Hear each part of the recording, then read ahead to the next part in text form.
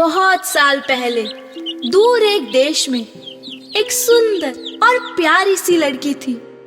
उसकी मम्मी के गुजर जाने पर उसके पापा ने एक दूसरी औरत से शादी कर ली। ये सौतेली माँ तो बुरी ही थी, उनकी दोनों बेटियां भी वैसी ही थी। सौतेली माँ और बहनें उसके साथ बहुत बुरा सलूक करती थी। तुम हमारे साथ नहीं बैठ सकती। बिल्कुल नहीं, कहीं और बैठ। अरे ग्लास टूट गया, जल्दी साफ कर। देख क्या रही है तू? इन दोनों के मौज मस्तियों के दिन थे और इस बेचारी के सर पर सारे काम का बोझ। घर पे सब उसे सिंड्रेला कहते थे। कभी फुर्सत होती तो वो अपनी बिल्ली के साथ बुझते हुए कोयले के पास बैठ के आग जलाकर आग तापती थी। एक दिन उन्हें राजमहल से न्योता आया। प्रिंस की शान में एक बड़ी पार्टी रखी गई है। शादी के लायक सभी लड़कियों को आमंत्रण है। जब सौतेली माँ अपनी बेटियों को तैयार कर रही थी, सिंड्रेला न चाहते भी उनकी मदद कर रही थी। प्रिंस को वहाँ तुम दोनों से ज्यादा खूबसूरत कोई नहीं दिखना चाहिए। मैं क्यों नहीं आ सकती? शादी के लायक सभी लड़कियों को बुलाया है। अच्छा, ये कपड़े पहन के तू पार्टी में जाएगी? पार्टी की शाम सिंड्रेला घर पर अकेली अपने हालात पर रो रही थी। उसी वक्त चिमनी में एक रोशनी नजर आई और उस रोशनी से निकली एक खूबसूरत परी। जो दिख रहा था उसे उस पर भी यकीन नहीं हो रहा था। ये उसकी माँ थी। माँ, हेलो मेरी बच्ची, मैं तुम्हारी मदद करने आई हूँ। तुम भी राजमहल की पार्टी में जाओगी। सच में? पर कैसे? मैं तुम्हारी मदद करूंगी। जाओ और गार्डन से सबसे बड़ा कद्दू लेके आओ और बिल्ली मौसी तुम 7 चूहे पकड़ कर लाओ। उस परी ने पलक झपकते ही अपने जादू से उस कद्दू को एक शानदार सवारी में बदल दिया। फिर उसने अपनी जादुई छड़ी चूहों की तरफ घुमाई। चूहों में से एक को उसने ड्राइवर बनाया और बाकी 6 चूहे बन गए शानदार घोड़े।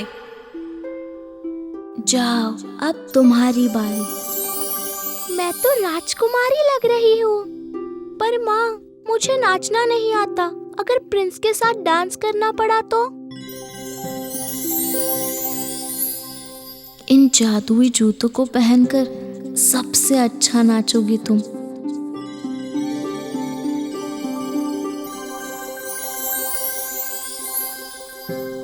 तुम्हें प्रिंस के साथ जरूर नाचना होगा, पर एक बात जरूर याद रखना, ये सारा जादू आधी रात तक ही रहेगा। तुम्हें वहाँ से 12 बजे के पहले ही निकलना होगा।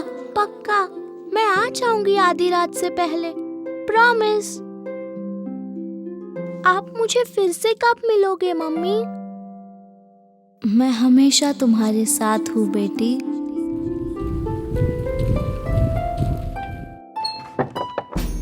जैसे ही हमारी सिंड्रेला राजमहल पहुंचती है, सबके सब उसे देखकर चकाचौंध रह जाते हैं। दोनों सौतेली बहनें उसे पहचान ही नहीं पाई और प्रिंस, वो तो उसकी सुंदरता पर मर मिटा था।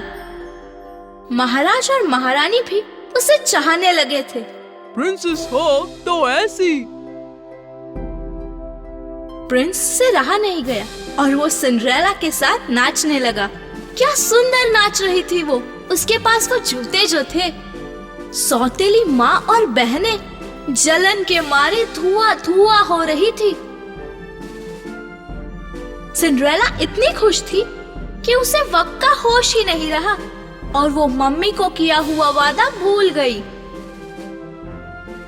अचानक उसकी नजर घड़ी पर पड़ी। 12 बजने ही वाले थे। प्रिंस को वही खड़ा छोड़कर वो सीढ़ियों से नीचे भाग गई और भागते हुए उसका एक जूता वही छूट गया। पर अब वो उसे जाके उठा भी नहीं सकती थी।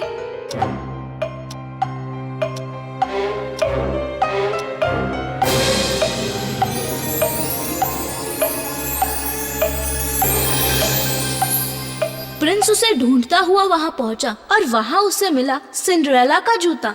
ये जूता जिनका भी हो उन्हें ढूंढ कर लाइए। दुनिया भर में कहीं भी हो वह मिलनी चाहिए। सिपाही पूरे राज्य के हर घर में जाकर लड़कियों को जूता पहनाते रहे, पर वो जूता किसी के भी पैर में नहीं आया। आखिर वह पहुंचे सिंड्रेला के घर। दोनों बहनों ने जूता पहनने की बहुत कोशिश की। जरा सा और जोर लगाओ तो आ जाएगा। क्या है ना, मेरी बेटी का पैर सूज गया है काम कर करके। पर वो जूता उन दोनों के पैर में नहीं आया। सिपाहियों को घर पर एक और लड़की नजर आई। घर में एक और लड़की है।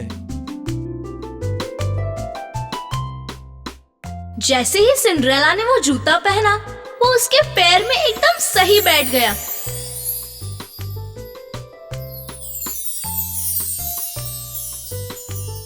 आप हमारे साथ राजमहल चलिए साहिबा, हमारे प्रिंस को आपका इंतजार है। सिपाही सिंड्रेला को राजमहल ले गए। सिंड्रेला के राजमहल पहुंचने पर प्रिंस ने उसे देखते ही पहचान लिया और वो उसे देखकर बहुत खुश था।